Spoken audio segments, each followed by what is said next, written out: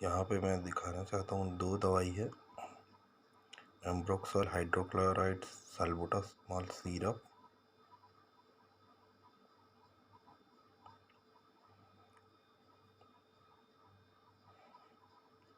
इसमें ये इसका कंपोजिशन है और ये इसका प्राइस है।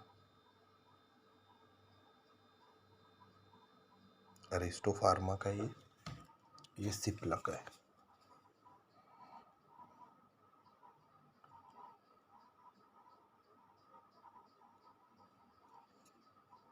चिस्टोन प्लस